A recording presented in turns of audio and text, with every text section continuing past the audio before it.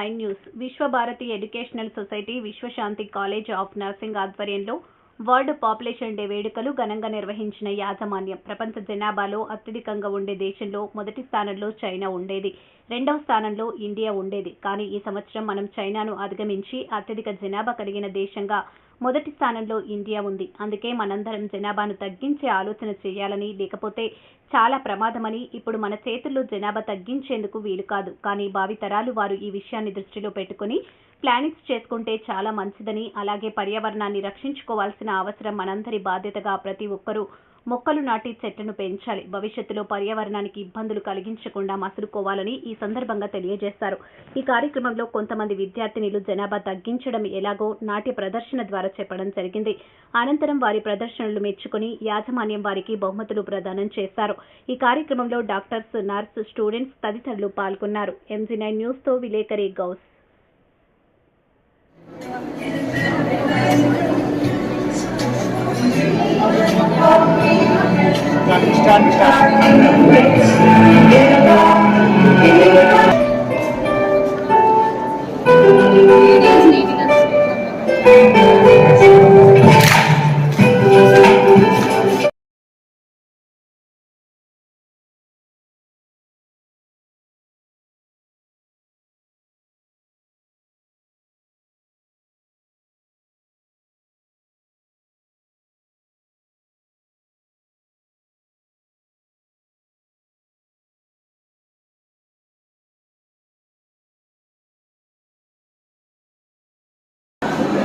ఈ కొరతను తగ్గించుకోవాలంటే మన చేతిలో ఉంది.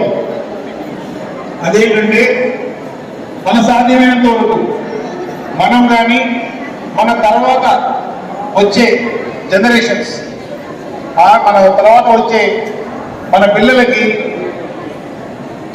సరి అయిన అవగాహన కల్పించాలి. అది చిన్న కుటుంబం గురించి మనకు వారికి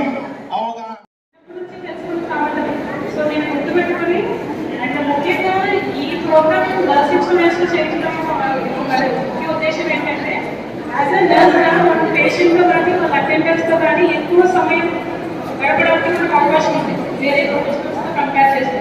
సో యాజ్ ఎ నర్స్గా మీరు మనం ఇంట్రెస్ట్ తీసుకుంటే సో జనాభా ఎక్కువ పెరగడం వల్ల వచ్చే నష్టాలు ఏంటి, తక్కువ మంది పిల్లల ఇంట్లో వసతులు ఎంత బాగున్నాయి అనేది పేషెంట్స్కి అర్థమయ్యే విధంగా మనమే ఎక్స్ప్లెయిన్ చేయాలి. We have to take the opportunity to teach the patient. అది మాత్రమే కాకుండా ఆల్రెడీ జనాభా పెరిగిపోయింది, దానివల్ల ఏం చేయలేదు.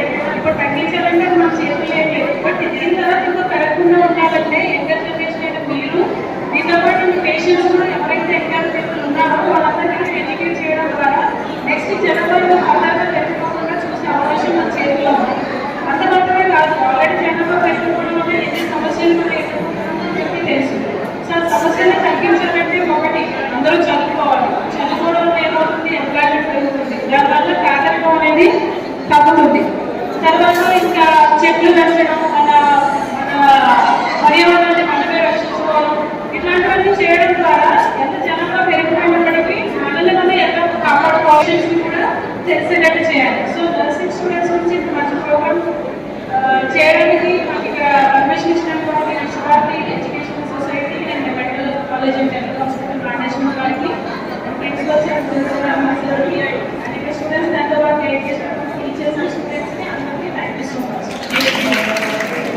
సంఖ్య కలిగి ఉండేది, కానీ ఒక సంవత్సరం నుంచి ఆ స్థానాన్ని భారతదేశం తీసుకుంది. మన జనాభా సంఖ్య ఇప్పుడు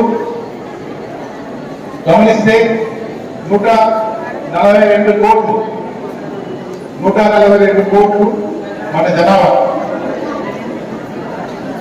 మరి ఎందుకు మనం దీని గురించి కంగారు పడాలి? జనాభా పెరిగితే ఏం నష్టం? ఇంకా మంచిదేరా. దానిలో ఉండే కష్ట నష్టాలు గమనించే బాధ్యత ప్రతి పౌరునికి ఉంది. ఇప్పుడు మీరు గమనిస్తే ఒక కుటుంబంలో ఒక భార్య, భర్త, 5 పిల్లలు అనుకోండి. ఆ కుటుంబానికి వచ్చే ఆదాయం ప్రకారంగా వాళ్ళు సుఖంగా జీవనం గడుపుకోవచ్చు. అదే ఇప్పుడు గమనిస్తే ఒక కుటుంబంలో ఒక భార్య, భర్త, 5 మంది పిల్లలు ఉన్నారు. ఆ ఆదాయాన్ని అందరూ సమానంగా పంచుకుంటే ఒక్కొక్కరికి ఎంత బాగా వస్తుంది? తగ్గుతుంది. నలుగురి బదులు ఆదాయాన్ని 7 మందికి పంచితే అది చాలా తగ్గుతుంది. అదేవిధంగా కుటుంబ స్థాయిలో కాకుండా ఒక దేశ స్థాయిలో దీన్ని గమనించామన్నమాట.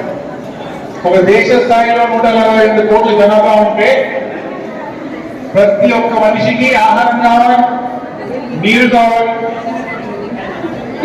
ఉద్యోగాలు కావాలి, చదవడానికి స్కూల్స్ కావాలి, ప్రయాణించడానికి బస్సులు, ట్రైన్లు కావాలి,